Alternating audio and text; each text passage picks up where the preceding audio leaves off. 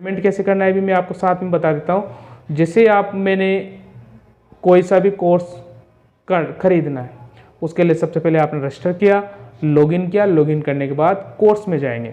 कहाँ जाएंगे? कोर्स में।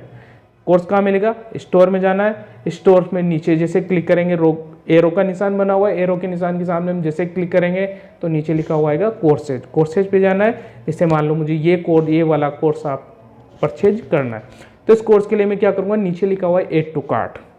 ऐड टू कार्ट पे मैं क्लिक करूँगा तो यहाँ पर नज़र आ जाएगा व्यू कार्ट। व्यू कार्ट में नज़र करते हैं आपके सामने बिल्कुल ऐसी मेन्यू शो होगी जो कार्ट की होगी। इसमें आपका लिखा होगा ऑर्डर नंबर 1, यानी एक ऑर्डर है, इतने रुपए का है, ठीक है, टोटल अमाउंट आएगा। इसके बाद आपको नीचे करना है ऑर्डर, ठीक है। ऑर्डर करते हैं जैसे आपके सामने इस प्रकार के मेन्यू नजर आएगी। इसमें लिखा हुआ है आपका एड्रेस, नाम, मोबाइल नंबर, मेल। ध्यान रखना मोबाइल नंबर और मेल वही होने चाहिए जो आपने लॉगिन कर रखे हैं, जिससे आप लॉगिन करते हैं, जिसको आप यूज कर रहे हैं उसको आपको बिल्कुल लिख लेना है। आईडी पासवर्ड को बिल्कुल आपको लिख लेना है, क्योंकि इसी आईडी पर आपका कोर्स ऐड होने वाला है। तो यहाँ पर आपको ईमेल आईडी डालनी है। ईमेल आईडी डाल करके आपको पासवर्ड डालना है। यदि आपको कूपन कोड मिलता है, कूपन कोड आपको मिलता है तो कूपन कोड को आप डालिए, ठीक है।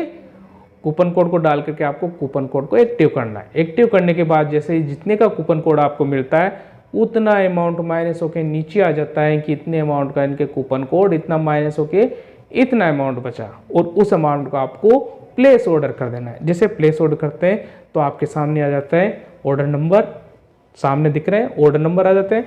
ऑर्डर नंबर के बाद आपको दिखेगा एक QR कोड, इस प्रकार का QR कोड। अब आपको क्या करना है, इस QR कोड को स्कैन करना है। QR कोड को स्कैन करना है। जैसे आप स्कैन करते हो तो आप जिससे भी पेमेंट करना चाहते हैं वहाँ पर पहुँच जाते हैं। जैसे आपने फ़ोनपे से करा तो फ़ोनपे से आपको इसको स्कैन करना है। आपने पेटीएम से स्कैन करा, पेटीएम से आप स्कैन कर सकते हैं। जिससे भी गूगल पे से आप स्कैन करोगे तो गूगल पे से आप पेमेंट कर पाओगे। यानी आप फ़ोन पे से कर सकते हैं, गूगल पे से कर सकते हैं और साथ ही पेटीएम से भी कर सकते हैं। तीनों माध्यम से भी यहाँ पर पेमेंट कर सकते हैं।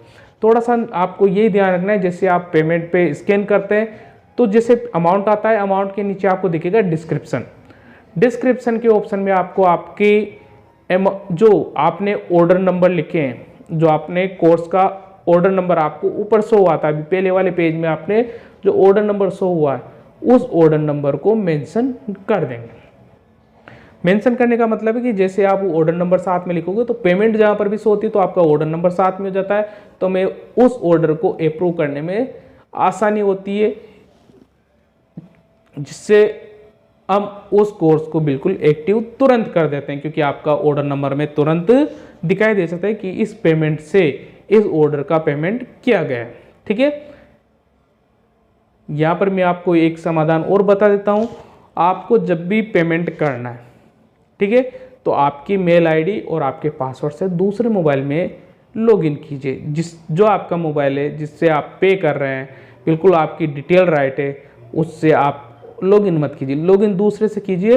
और पेमेंट का जब ऑप्शन आता है तो उससे स्कैन करके आप पेमेंट कीजिए, ताकि जो नाम से आपने पेमेंट करना चाह रहे हैं, जिस कोर्स के लिए आप पेमेंट करना चाह रहे हैं, दोनों आपके यदि सेम मिल जाते हैं तो फिर आपके कोर्स को बिल्कुल हम एक्टिव तुरंत कर देते हैं। क्योंकि कई बार नाम कुछ और होता है और ऑर्डर किस नाम से होता है, ढूंढने में आसानी हो, इसलिए आपको दो तरह से आप यूज कर सकते हैं। एक आप डिस्क्रिप्शन में ऑर्डर नंबर डाल सकते हैं और एक आप दूसरे मोबाइल में लॉगिन करके आपके फ़ोन से पेमेंट कर सकते हैं। फिर भी यदि आपके पास एक ही मोबाइल है और आपको डिस्क्रिप्शन में आप डालना भूल गए तो आपको बिल्कुल मेल करना है। क्या करना है? मेल कर देना है। मेल में क्या लिखना है? आपका ऑर्डर नंबर, साथ ही आपने पेमेंट किस कोर्स के लिए किया है, उसके बाद आपका नाम क्या है जिस से आप लॉगिन है। तीसरे नंबर पे आपको आपका जो भी जिस फ़ोन पे से, पेटीएम से, गूगल पे से आपने पेमेंट करा है वो किस नाम से है, या किस मोबाइल से, या किस जीमेल से, कुछ उसमें ऐसा हो वो आप बिल्कुल मेंशन कर दे। नहीं तो ये नहीं कर पाए तो फिर आपको देख लेना है कि ऑर्डर नंबर क्या है। ऑर्डर नंबर को कॉपी करके आप मेल कर सकते हैं, जिससे हम आसानी से आपके कोर्स को डिटेक्ट कर पाएंगे और आपका कोर्स बिल्कुल अति शीघ्र क्या कर दिया जाएगा, एक्टिव कर दिया जाएगा।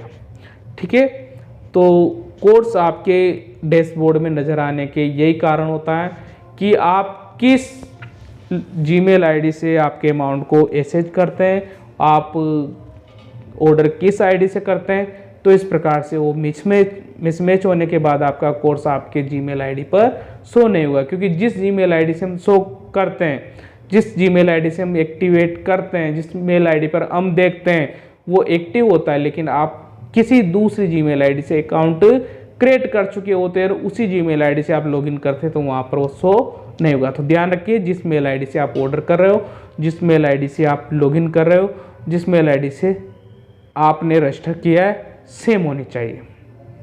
पहला तो आपको किसी भी ऐप को जैसे आप इंस्टॉल करते हो, सबसे पहला काम रजिस्टर ही करना है। और रजिस्टर में जिस मेल आईडी से आपने रजिस्टर कर लिया, आप बार बार पासवर्ड भूल जाते हैं तो नीचे ऑप्शन आता है कि रिमेंबर पासवर्ड, वो कर सकते हैं क्योंकि आपका फ़ोन आप ही यूज करते हैं। ठीक है,